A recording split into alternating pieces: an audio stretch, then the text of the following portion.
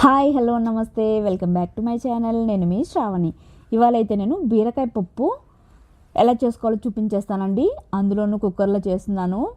Cooker అనగానే అందరికీ వచ్చే డౌట్ ఏంటంటే ఏముందిలేండి 5 మినిట్స్లో అన్నీ కుక్కర్లో దొబ్బేసి విజిల్స్ పెట్టేసి పప్పు వండుకోవడమే కదా, అది ప్రతి ఒక్కరికి తెలిసిన విషయమే అనుకుంటారు.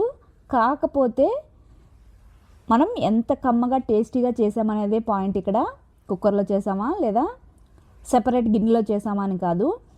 ఇది మాత్రం తప్పకుండా ట్రై చేసి చూడండి ఒకసారి. కుక్కర్లో అయినా కూడా ఈ విధంగా నేను చెప్పే టిప్స్తో ట్రై చేసి చూడండి. చాలా కమ్మగా భలేగా ఉంటుంది, నోటికైతే రుచిగా. లేట్ చేయకుండా ప్రాసెస్లోకి వెళ్ళిపోదాం. ముందుగా అయితే 1 కప్పు కందిపప్పు, అలానే 1/2 కప్పు పెసరపప్పు అయితే తీసుకోవాలి. ఇక్కడ పెసరపప్పు వేయడం వల్ల పప్పు అంటే ఏ పప్పు వండినా కూడా చాలా కమ్మగా ఉంటుంది. మీరు వండుకునేటప్పుడు ఈ కందిపప్పుతో పాటుగా కొద్దిగా వేసుకున్నారంటే చాలా టేస్టీగా ఉంటుంది. రెండింటిని మంచిగా వాష్ చేసుకొని వాటర్ నింపేసుకొని 1/2 అవర్ లేదా 1 గంట పాటు నానబెట్టేసుకోవాలి. ఈ విధంగా నానబెట్టుకోవడం వల్ల గ్యాస్ ప్రాబ్లం ఉన్న వాళ్ళకు కూడా అసలు ఏమీ ప్రాబ్లం లేకుండా ఉంటుంది. ఈ విధంగా నానబెట్టుకోవడం వల్ల కందిపప్పుని. తర్వాత అయితే బీరకాయను కూడా మంచిగా చెక్కు తీసుకొని ఈ విధంగా పెద్ద పెద్ద ముక్కలుగా కట్ చేసుకోవాలి. తర్వాత కుక్కర్ తీసుకొని మనం నానబెట్టుకున్న కందిపప్పుని, అలానే బీరకాయ ముక్కలు, తర్వాత టమాటో ముక్కలు, మీ స్పైసీకి తగ్గట్టయితే పచ్చిమిర్చి వేసుకోండి. తర్వాత రుచికి తగినంత ఉప్పును కూడా వేసేసుకోవాలి. తర్వాత మనం టమాటోలు కూడా ఎక్కువ వేసుకున్నాం కాబట్టి చింతపండు అనేది చూసుకొని వేసుకోండి. తర్వాత వాటర్ అయితే ఎక్కువ వేసుకోకూడదండి. అంటే మరీ జారుగా ఉన్నా కూడా పప్పు అనేది కమ్మగా ఉండదు. జస్ట్ కొద్దిగా ఆ ముక్కలు అనేవి మునిగేంత వరకు వేసుకుంటే సరిపోతుంది. తర్వాత పసుపు కూడా వేసేసుకొని ఒకసారి మిక్స్ చేసేసుకోవాలి. చివరిగా కొద్దిగా పచ్చికరివేపాకు వేసుకొని 4 to 5 విజిల్స్ వచ్చేంత వరకు కుక్ చేసుకుంటే సరిపోతుంది.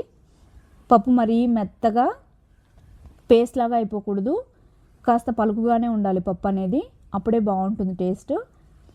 తర్వాత విజిల్స్ అన్నీ వెళ్ళిపోయాక కుక్కర్ మూత తీసేసుకొని ఈ విధంగా పప్పు కిత్తితో అయితే మరీ ప్రెస్ చేసుకుంటూ కాకుండా కాస్త లూజ్గా ఈ విధంగా మిక్స్ చేసుకోవాలి.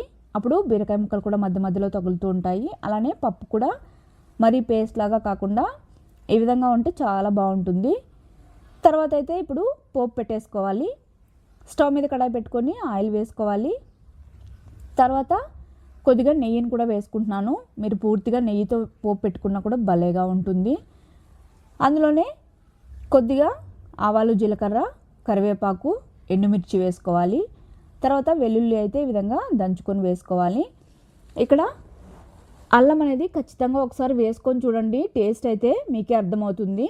ఈ విధంగా తురుముకొని వేసుకున్నాక ఆనియన్స్ కూడా ఈ విధంగా సన్నగా పొడవుగా కట్ చేసుకొని వేసుకున్నాక పోపు మొత్తాన్ని మంచి కలర్ వచ్చేంత వరకు ఫ్రై చేసుకోవాలి. తర్వాత ఫ్రై అయ్యాక కొద్దిగా పసుపు, అలానే 1/2 స్పూన్ దాకా కారం వేసుకొని పచ్చివాసన పోయేంత వరకు ఒక 2 నిమిషాల పాటు కలుపుతూ ఫ్రై చేసేసుకోవాలి. ఫ్రై అయ్యాక కొద్దిగా సాల్ట్ అలానే వేసుకున్నాక మిక్స్ చేసేసుకొని ఇప్పుడైతే మనం మెదిపి పెట్టుకున్న పప్పునైతే ఇందులోకి వేసేసుకోవాలి. పప్పు వేసుకున్నాక ఒకసారి మిక్స్ చేసేసుకోవాలి. ఇదైతే అసలు పోపు వేసుకొని మిక్స్ చేసుకున్నాక స్టవ్ అయితే ఆఫ్ చేసేసేయచ్చు, మరీ కుక్ అవ్వాల్సిన పని అసలు లేదు. తర్వాత కొద్దిగా కొత్తిమీరను వేసేసుకొని మిక్స్ చేసేసుకొని సర్వ్ చేసేసుకోవడమే. అంతే అండి, సింపుల్గా అయిపోయింది కదా. కుక్కర్లో చేసాక కూడా చాలా కమ్మగా ఉంటుంది. వేడి అన్నంలోకి పప్పు వేసుకొని కొద్దిగా ఆవకాయ నంచుకొని నెయ్యి వేసుకొని తిన్నామంటే అస్సలు మిస్ అవ్వద్దు, భలేగా టేస్టీగా ఉంటుంది. ఈ విధంగా చేసుకుంటే కుక్కర్లో అయినా కూడా చాలా కమ్మగా ఉంటుంది. ఎవరండి చెప్పింది కుక్కర్లో చేసుకుంటే టేస్ట్ ఉండదని? ఈ విధంగా చేసుకొని తిని చూడండి ఒకసారి, తప్పకుండా ట్రై చేయండి. నచ్చినట్టయితే మన ఛానల్ అయితే సబ్స్క్రైబ్ చేసేసుకోండి. Okay, bye. Thank you for watching.